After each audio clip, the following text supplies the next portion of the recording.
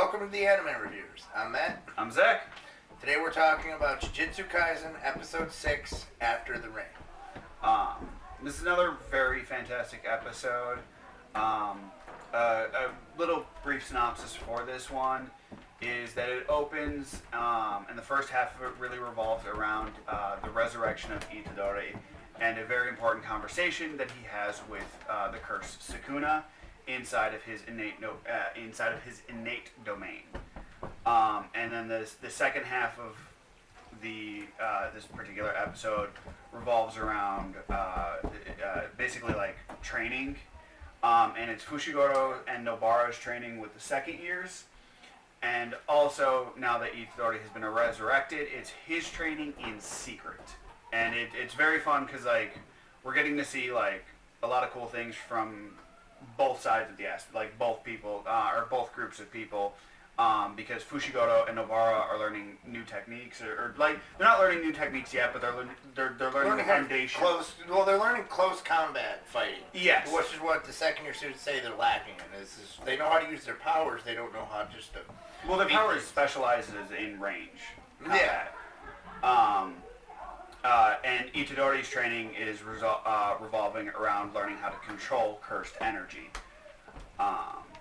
Which is a really awesome demonstration that, a really cool thing that Satoru shows him where he shoots a can with cursed energy. He's like, that's cursed energy, and then he twists the can up and he says, that's a cursed technique. Yep.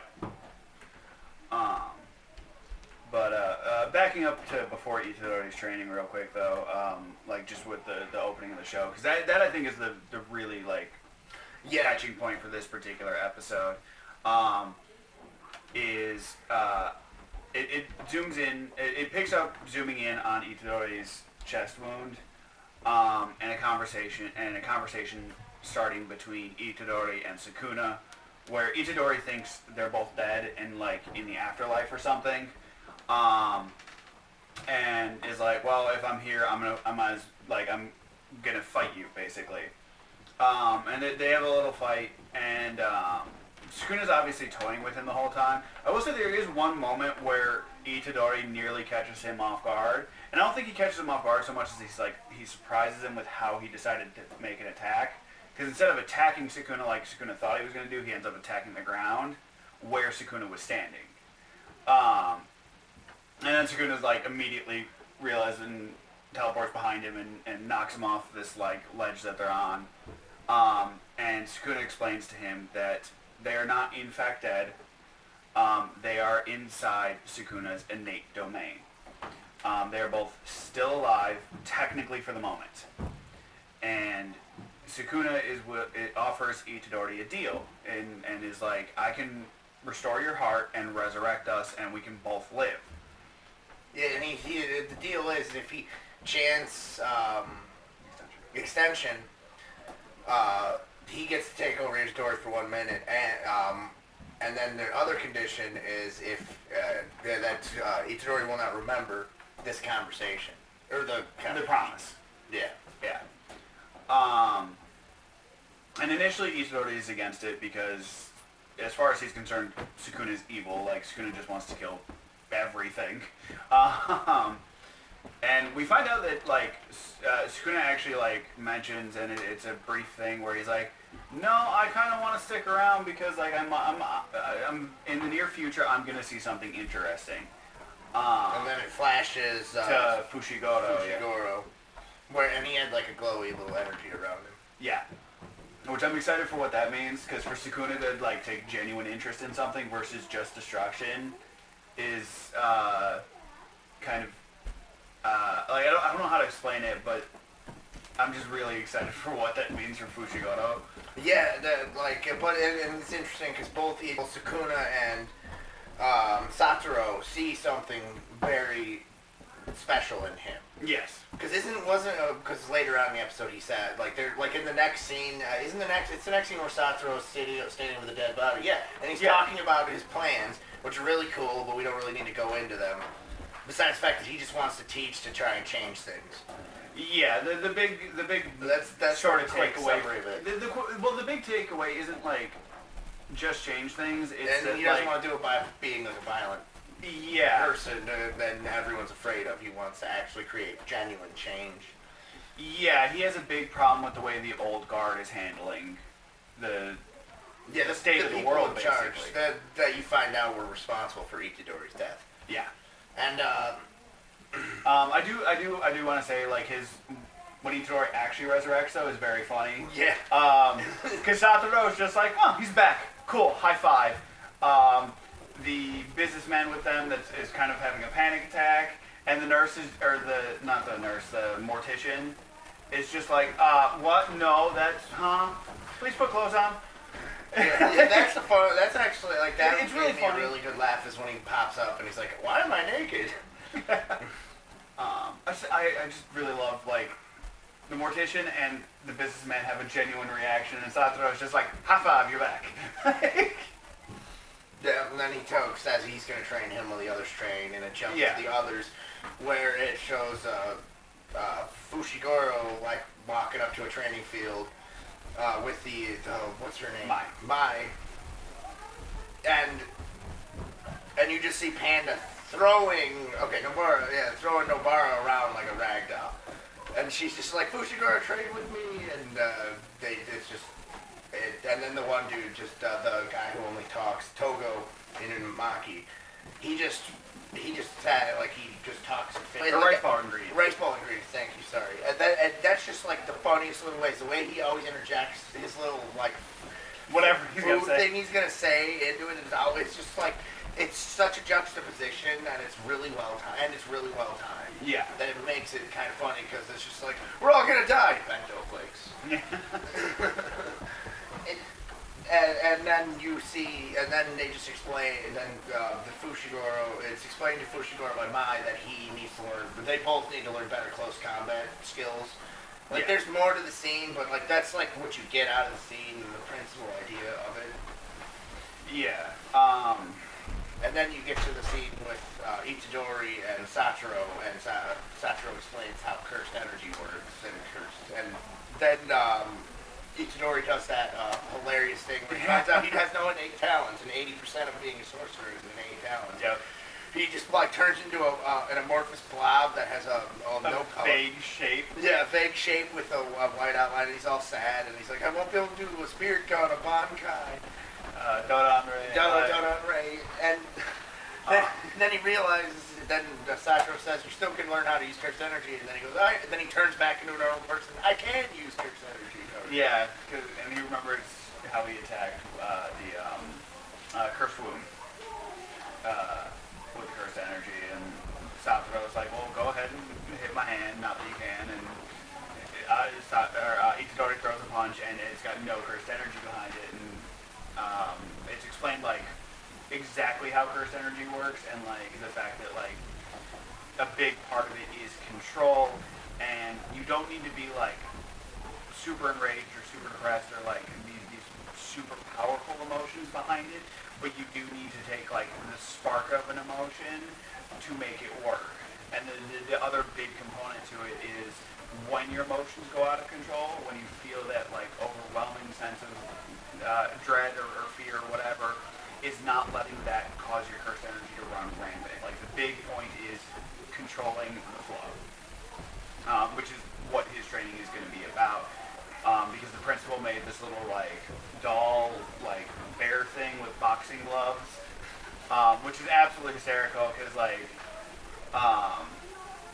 Satoru's explaining, you gotta output a consistent amount of energy to keep it asleep. If you don't keep it asleep, it will and you find out like what happens because it immediately sucker punches it. Well, that's if you don't control your energy, it starts to hit you, but you also have to feed it your cursed energy too, he said. That's what he meant by controlling. Like, he's got to output his energy into the doll, is what he's got to do. Yeah, and he's got to do it at a steadily increasing intervals while watching great classic movies to C-list horror movies. Yeah. It's things that are meant to provoke some sort of reaction, like, especially an emotional one. Because classics will draw, like, tears and things like that, whereas, like, really bad C horror movies can be either extremely funny, or you can be so mad at them because they're just so terribly done. Like, I understand the point, like, why he's doing is Like that type of medium is meant to draw on your emotions. And I think probably one of my favorite things is he's watching some movie and he's taking a drink of soda when like the climactic scene with cutting the wire is about to happen, and all of a sudden the bear sucker punches him and he spits out his soda everywhere. And he's like, "Don't do that while I'm drinking it." Satoru's like, "Well, don't drink that." And I think like one other really important thing, which happens sort of in between Itadori's resurrection and the training montage, is actually Fushiguro goes to the mother of the kid that died. Yeah, that's character-wise. And it's important for character-wise. And I like he just explains that the kid's dead and he feels very sorry about it. But like it's a big moment for Fushiguro specifically because like in that episode where they found that body, he's like, "We weren't here to save him. He's a dead body. Leave him. It doesn't matter. No one's gonna care." And because of how Itadori reacted and how much it mattered to him, and now that as far as Fushiguro understands it, Itadori's dead. Like the reality of like the weight of the fact that lives matter is sort of setting in for him. Because up until now, Fushiguro has been very distant with everybody. And this is the first person that's very close to him that's died, and now he's like, oh. And you sort of get the sense that he's like, he hasn't really come across real death. Not real death, but personal death, I should say. Yeah. And we're getting to see, like, we are getting to see that change in him. I think that's very important and very good. Yeah, you get to, that was what really stuck with me, was just how he actually showed some emotional care. And then he asks Mai, who do you fight to protect? Yeah. And then she says, I don't care, and that's the attitude he used to have, and that's like kind of Satoru was talking about, where the things need to change, because like it's clear that all the people for like Satoru and Itadori aren't supposed to be caring about the people that they have the power to fight this curse. Well, all they got to do is fight the curses. Yeah. They can do they can do no wrong because all their job is just to fight the curses. Yeah. So people, they're not there to like stop me, protect people or anything. Which in a way you can understand because those things are used as hostages. And sadly, like sacrificing people, like the needs of the many outweigh the needs of the few. Yeah. But there is but that's the fun part of the balance there, of like, and really the great conflict in that, like that kind of thing, like those thought process and how they're both good guys. Yeah. They're at least at least in the sense of the story, they're good people at this point in the story. Yeah. And that part really stuck with me, and how like fascinating that, like just that kind of thought process that they're like, there's a lot of depth to what's going on in like little like pieces. Yeah, and I enjoy how this show has been parsing out that information. Yeah. It's not, hey, we're gonna do everything at once so that way you can't keep track of it, and when it's doing it in little snippets here and there. And they so just that way figure out how to use their powers rather than being taught how to use their powers. Yeah. But yeah, I really enjoy the fact that like it's giving you information in snippets versus all at once, because shows that do the like everything at once kind of exposition dump, like you can lose certain things, you can forget them, it doesn't come across as important. But the way this show is doing it is every bit of information that they're giving you, because it's sparsed out, becomes important. Yeah. And has weight, and you remember it. And when you see parts like later in the show and stuff where that information comes into play in some degree, you're like, oh, I remember, I don't remember where the scene is, but that scene in the restaurant that happens in this episode with well, they don't tell you his name. You don't know the names of the we don't know yet. their names yet. It's the purple robed guy who has like looks like he's cuts on his head. Yeah, and then the three curses. And that's actually also really important, because they're talking about like, because the curses now are basically like, okay, we want to take out they want to take out the sorcerers. Yeah. And it's really important for them to do it, and they're talking to this one guy about how to go about it, what's a good way. And the purple robed man says there's two things you need. One, you need to get rid of Satoru Gojo, You need to stop him from being able to interfere or something like that. And the second is that they need Sukuna and Itadori on their side. I thought he specifically says Sukuna's vessel on our side. And while they're discussing everything in the specifics, the Purple Robe man mentions he has I forget what it's called, but it's something prison. And it's a high-level cursed artifact.